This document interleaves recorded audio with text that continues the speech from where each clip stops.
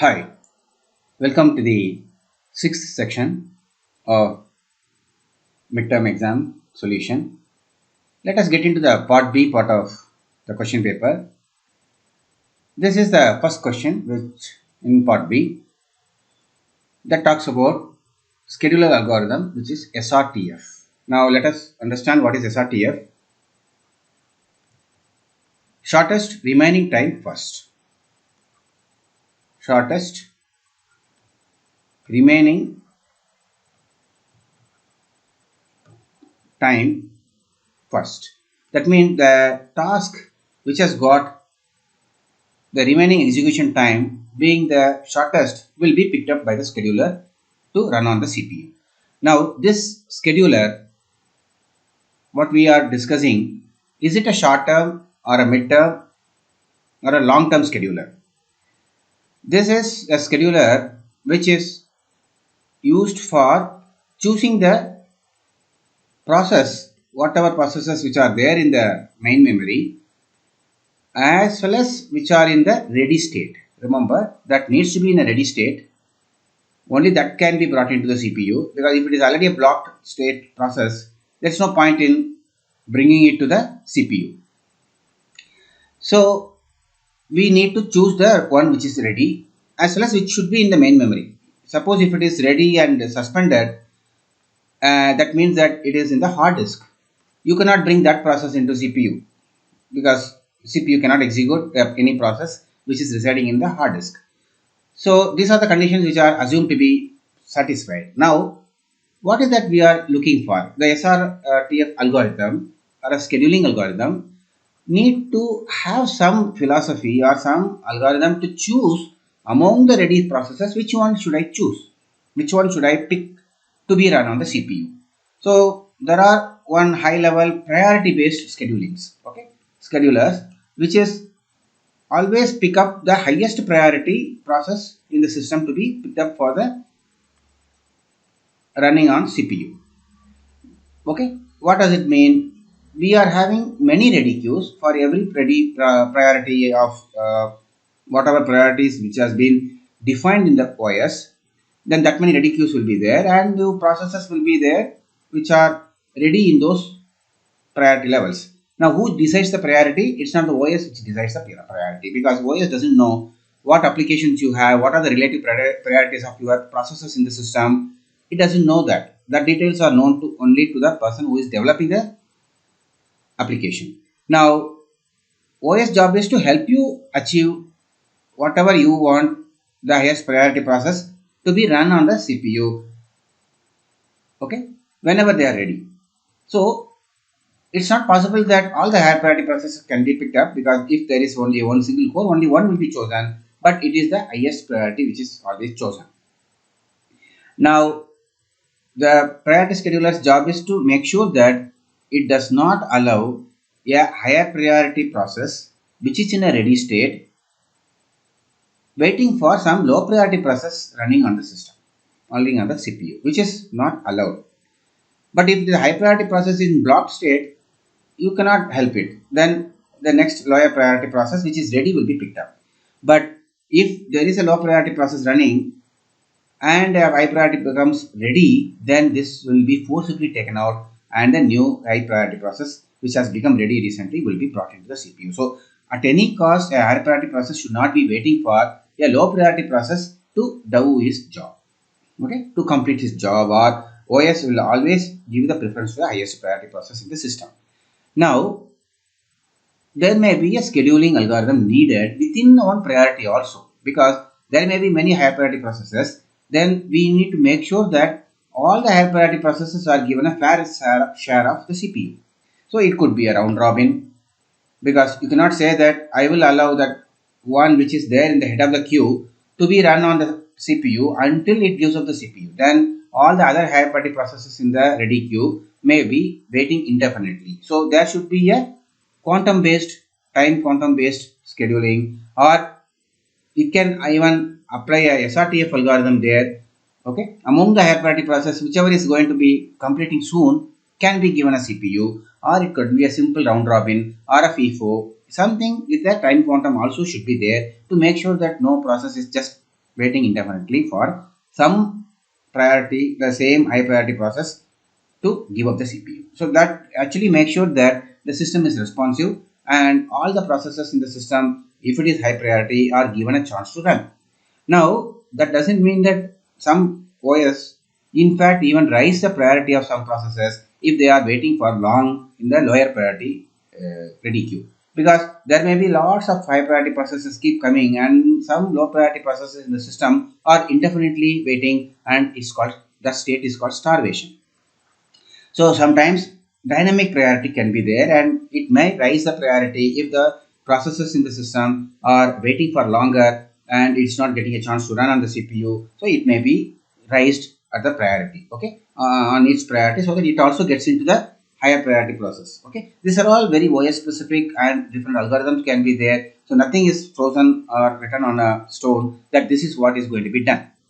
Okay, now having understood this, let us try to see what is SRTF? This is only yeah, scheduling in a single ready queue. Okay, I'm just drawing the ready queue. It's not a main memory. Ready queue. Now, imagine there are some processes in the system. I need to make sure that the highest, the priority, the process. Sorry, it's not about highest or priority based.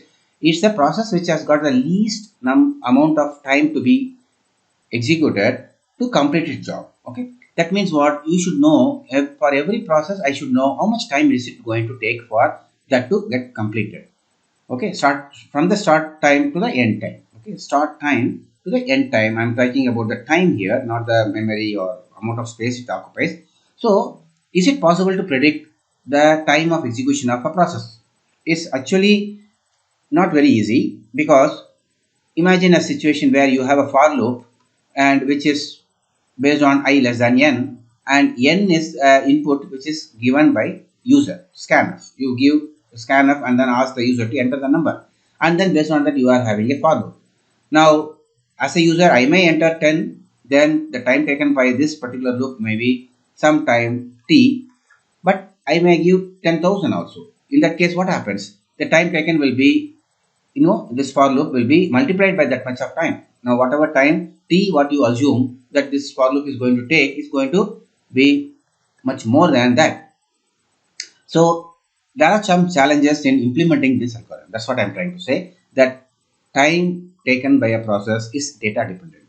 Sometimes it may be reading some file, and then based on the content of the file this for loop may be decided. So you will not know a priori what is the content of the file, and that could also be a issue in implementing this particular algorithm. But we are assuming that all those things are taken care of and we know exactly how much of burst time or the execution time or the running time of a particular process. Okay, a total execution time of a process. Okay, or computation time of the process. So there are all different names that different literature or books might follow. They are all same. Now let us look at the problem given. We have four processes with the arrival time and burst time.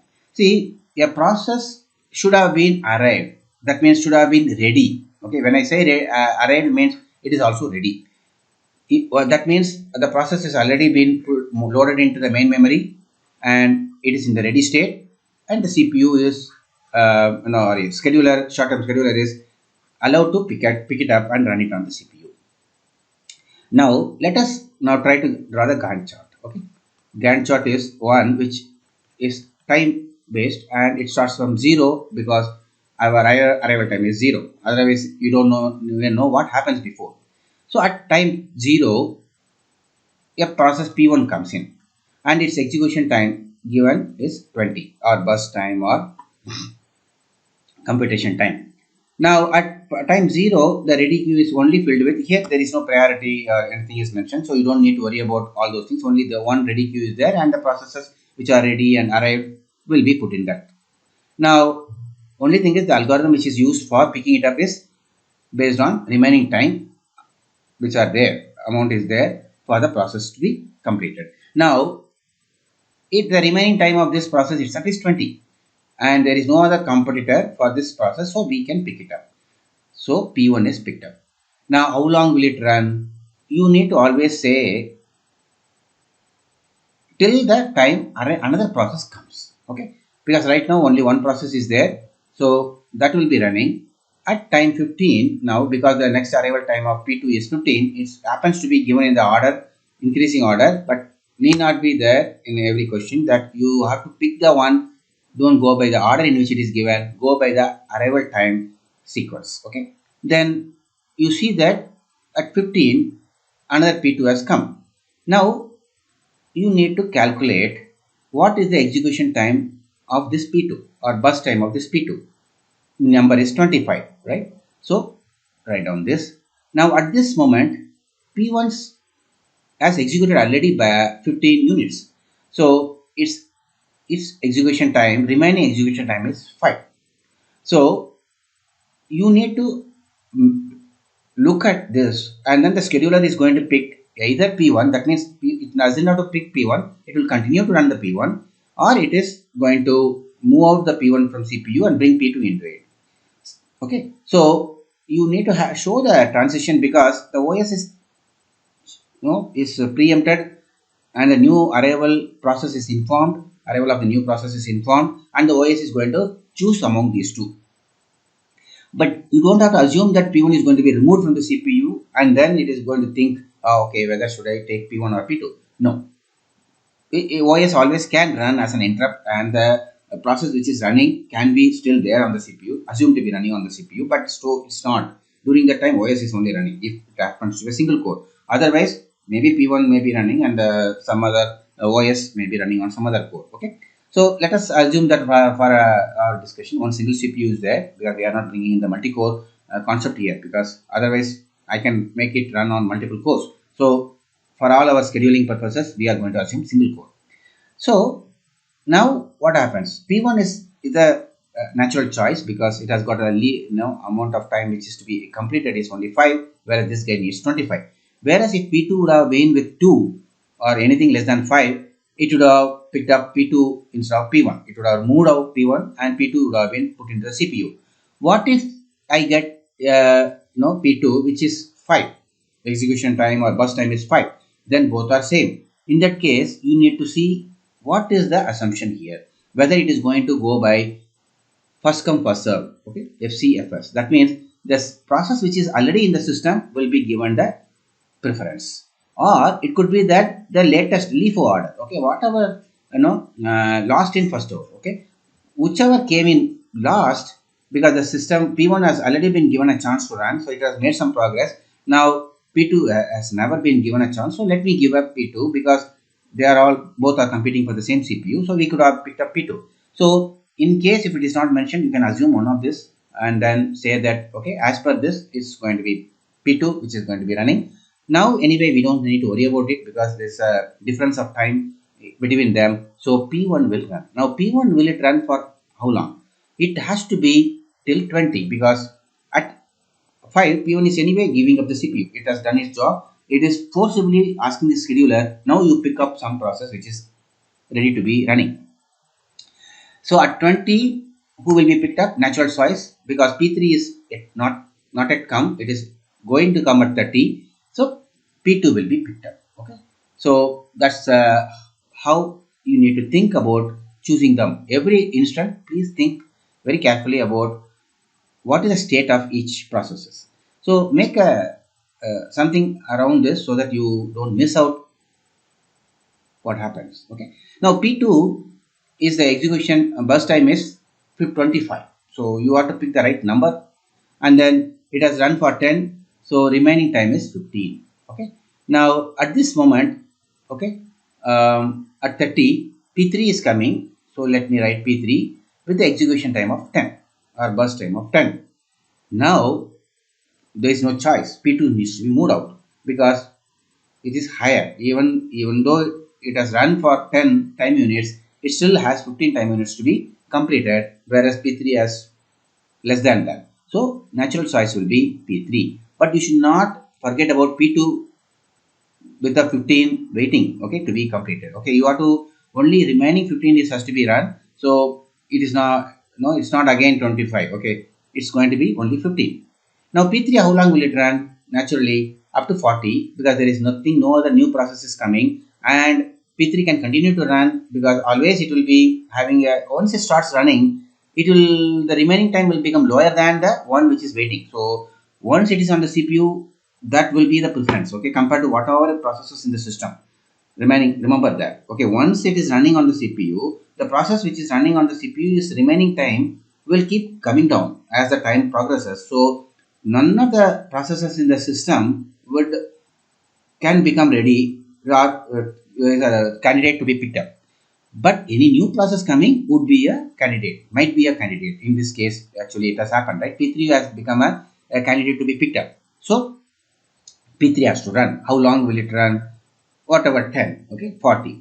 Now till 40, nothing has come in. P4 is still yet to come. So natural choice will be P2. Okay, let us pick up P2 here. Okay, here and start running. How long? We'll run till 45. Let us show that there is a transition, okay, of P2, and also write P2's remaining time. It has executed for 5 time units. Why did I put 45? Because the new process is coming. So that's the reason I put it. And it is coming with the execution time of 15. P2's remaining time, 5 is gone, 10.